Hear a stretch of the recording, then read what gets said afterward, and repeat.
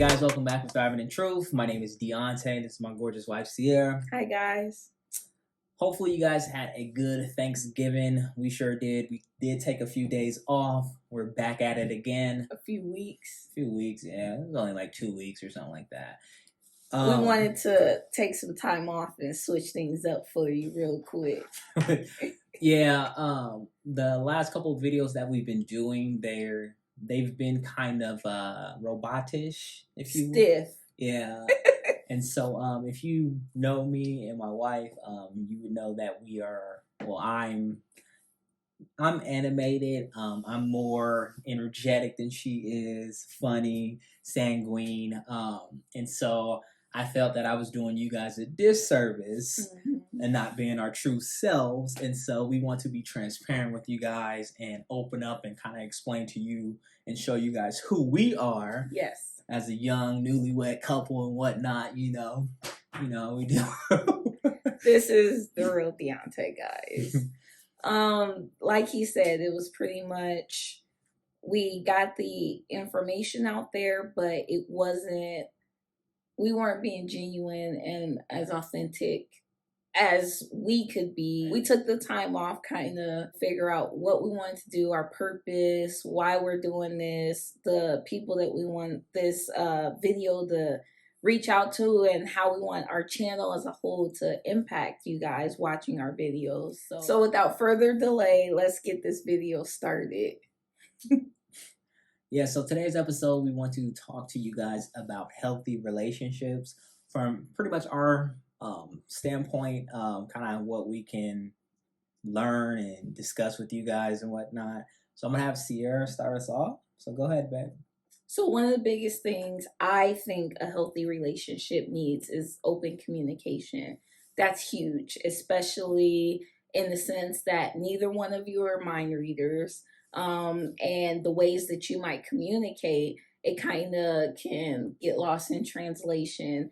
I might tell Deontay I want him to run and, take the trash out or something. But if I don't tell him to take the trash out of the bathroom, the bedrooms, the kitchen, like he's just going to go grab the big one out of the dining room and he's just going to take the trash out.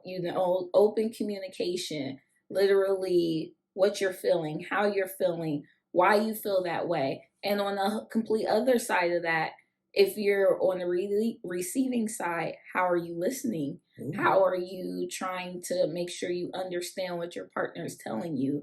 Are you being engaged in that conversation? Those types of things. Yeah, I like that. That's what's up. So yeah, this morning, talking about communication. So my wife does a pretty good job of communicating with me and whatnot. She did leave some notes this morning. I'm a note taker. Yeah. I will leave notes in the bathroom, on the dining table. Pretty much anywhere, And so, I told her, hey, don't worry about the trash, I'll take it out. And I left him a reminder even. She did. And so, there's a note in the kitchen and I'm just like, oh, there's a note here. And I read it.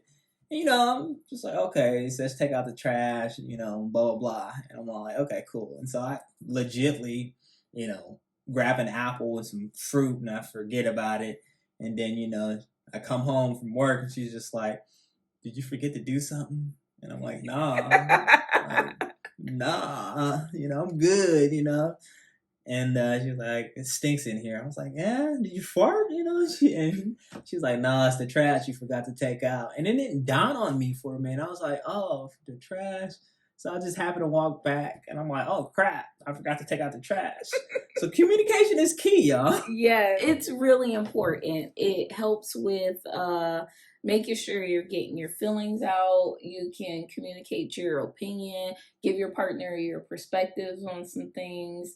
I think it's very important to be healthy. If of all the people in my life, if I feel like I can't talk to my own husband about any and everything, what's the point in that relationship? He Right. should be my go-to person. Exactly. And if I can't tell him how I really, really feel because you're afraid of them leaving you, you're afraid of the way they'll react and retaliate to something they might not want to hear, if you're concerned that they'll look at you different, or they might not love you or anything like that, or if you feel the need to tell your homegirls, your mom, your buddies, your coworkers or something, if you feel more comfortable in that realm as opposed to talking to your significant other, what's the point? Yeah, but no, Sierra's exactly right. You want to have that transparent conversation with your spouse or with your partner, or if you guys are dating, you guys need to be on the same page. Just talk to each other, let each other know, like, hey, this is what's going on. Like Sierra said, you need to be an open book and just communicate that so that way you two can understand where you two are going. We're gonna switch it and talk about what you want to talk about next now. Why don't you tell them what you think about trust and faithfulness? Trust. Okay, so trust and faithfulness. So trust is huge. Um, you need to have trust when you're in a relationship because obviously, if you don't trust your partner or your spouse, it's gonna be a hard road ahead. She needs to know that she can trust you. The last thing you want to do is build a rapport with someone and then you just destroy it because you did something stupid and you destroyed that trust. Mm-hmm. And if you want to be honest, honesty is huge too. They kind of going together. And so when you're being honest, you need to explain to your partner like, hey, I don't like it when you do certain stuff. That's honesty. That's being transparent. That's being vulnerable. And then from there, they can receive that, and then you two can kind of talk about that. About, oh, I didn't know you felt that way. Thank you for being transparent and honest and open. Mm-hmm. And so those are big keys that you two can talk to each other about. But the same thing is your words, your bond. If Deontay says he's going to take the trash out, I should trust that he's going to take the trash out. Is your partner reliable? Can you trust what they're telling you? With trust, you have some respect. And those things kind of go hand in hand. And that way, the same thing is with that communication. If I trust Deontay when he's giving me his opinion or maybe some critiques or something, I know that it's out of love. It's from a good place. And that's why I think trust and honesty and that kind of faithfulness realm, they all kind of go hand in hand, but it's huge. Yeah, she hit it right on the head. See, that's why I married her. You know what I'm saying? Like she got it going. You know what I'm saying? Okay, babe. So what else? What else can we talk to him about a healthy relationship? How about giving and taking? Okay, giving and taking. So giving and taking is obviously huge as well. And so what that means to me is when you're probably getting to know your partner, you need to give a little, meaning be vulnerable with them, and then they'll be vulnerable with you. Um, you shouldn't want to take. It should be, hey, not a tit for tat, but I'm gonna do this for you because I love you, or I'm gonna do this because I want to. It should never be, oh, I have to do this. It's more of a, I'm doing this because I'm showing you that I love you, or I'm doing this because I'm not trying to take, our relationship for granted or anything like that. And so that's huge. Losing my train of thought here, so I'm having my wife take over. Give and take to me is big just because, like he said, you both want to be able to do things for each other just because you want to, not because you have some type of a motive or something behind it. Right. Like in our case, we both kind of trade off days that we cook. Oh yeah. And maybe, like on a Monday or something, even though it might be his day, I know how Mondays could feel, especially him being in a supervisor position. So if it's a harder day or something, maybe I'll just take over, cooking for that day. No questions asked. I don't got to tell him about it or nothing. But I'm just doing it to kind of lighten his burden for that day. Yeah. Or what if I'm sick and I'm in bed or whatever, so he's kind of picking up the slack in those areas. No matter what, you're both either 50-50, you're both 100-100, whatever. It's your intentions behind it. Why don't you hit on boundaries as well? Ooh, boundaries. Boundaries is kind of broad. Um, and obviously, you need to have boundaries when you're in a relationship. Because obviously, this is what I tell my wife: is me and her versus the world. You know. With the emotional needs, instead of us going somewhere else, we go to our spouse. That's a huge boundary you don't want to break. Or there's like the financial boundaries we might have. Right. I'm a saver, he's a spender. Oh yeah, I spend big bucks. So obviously you guys can see how we could clash if both of us kind of go past those boundaries, and if he spends a excessive amount of money, or if I'm taking a certain amount of money because I want to throw it into a safe. If we don't communicate those things and we break those boundaries, that can definitely do some damage. Right. Like physical boundaries could be even if I were to go hug different guys, how does that, things like that. Like, what boundaries do we have in place in our relationship, and how do they translate in other arenas of our lives? Right. So, let me piggyback or whatever that word is. Um, kind of what Sia was saying about the boundaries thing is like, so in our marriage, we agreed, you have to have some type of agreement when it comes to your boundaries and whatnot. And so, for me, I don't want any male that's not a family member to touch my wife, and vice versa from her to me. Like, I don't hug women. I don't do none of that crazy stuff. I just fist bump. Hey, how you doing? Good to see you. You also got to keep in mind this is something that works for us. We're not telling you in your relationship, don't go hug another guy or whatever. This is just something that we both agreed on. It works for us. It's not crossing any lines, and it makes both of us feel more secure. So these boundaries, it's more personable, and it's definitely something you should talk to with your significant other, just because these examples we're given, they apply to us. Yes, it's okay, we're fist bumping, but if it's brother, uncle, something like that, that's a different situation, as opposed to me running and hugging my male coworker or something. So that's just what we mean by that. So Yeah. definitely it's something for you and your significant other to discuss, but these are what we do in our lives. Right. And another realm of boundaries is, boundaries with your friends, boundaries with your family.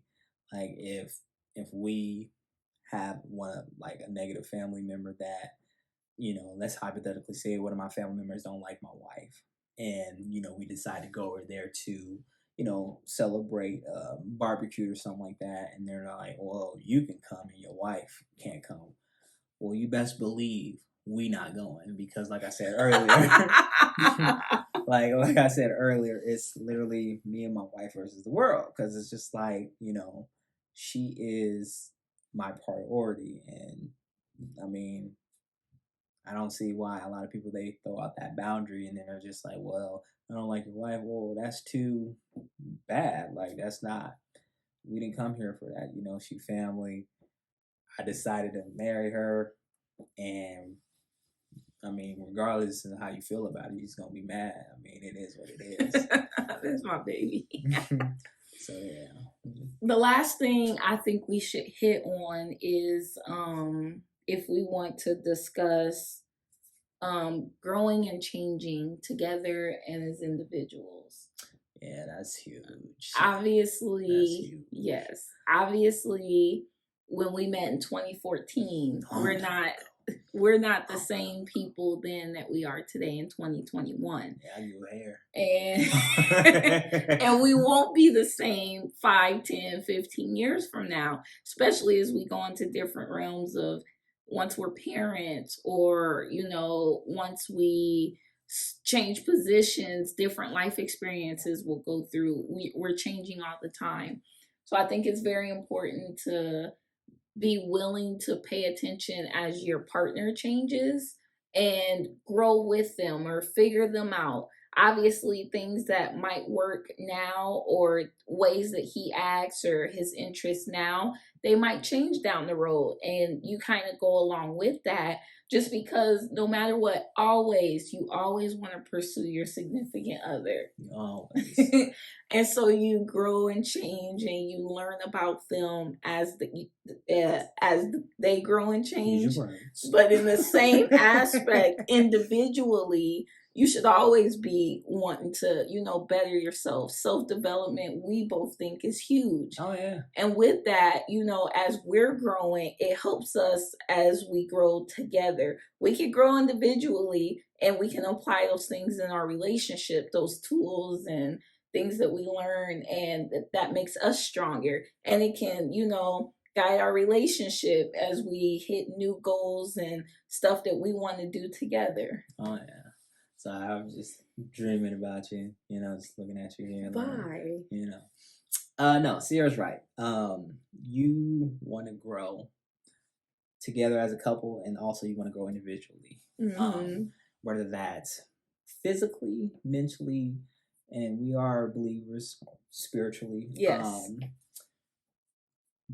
Like me, that could be, taking care of yourself. That's an area of growth. I can't be looking like a scrub out here, and then having my wife looking like a dime, and I'm just, I gotta come, correct. I gotta get a haircut. I gotta, look good for my wife, because obviously, that shows maturity and that shows growth.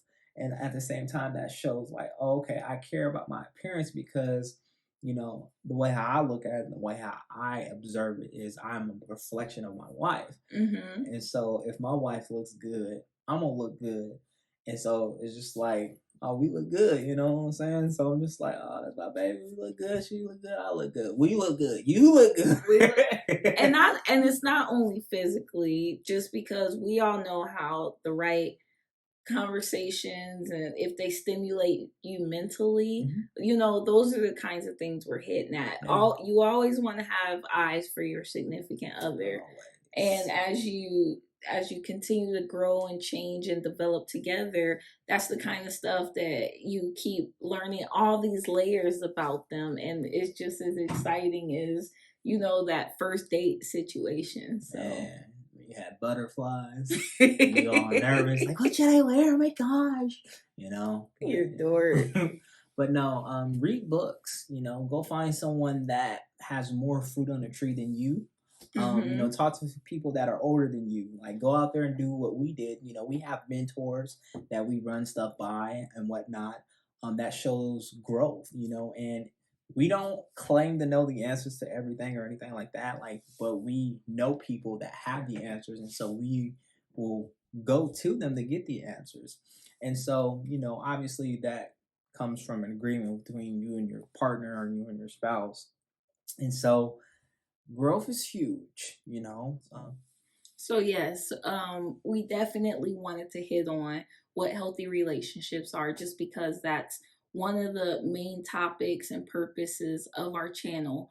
We want our channel to be a place where you guys thrive in every realm, especially in your finances and in healthy relationships.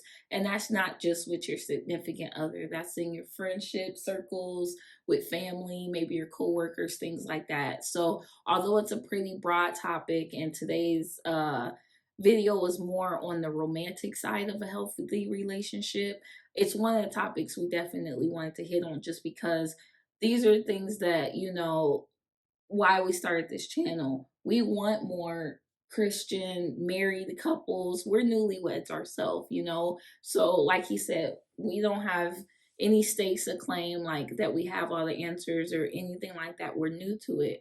But we definitely wanted this channel to also be a direct reflection of our journey, and we can look back on these videos like, this is where we started, and these are the people that we impacted as we learned these things along the way. Most definitely. So yeah, like my wife said, we appreciate you guys for tuning in. And if you did like this video, please share, like, and subscribe, and we'll catch you guys in the next one. Peace. Have a good week.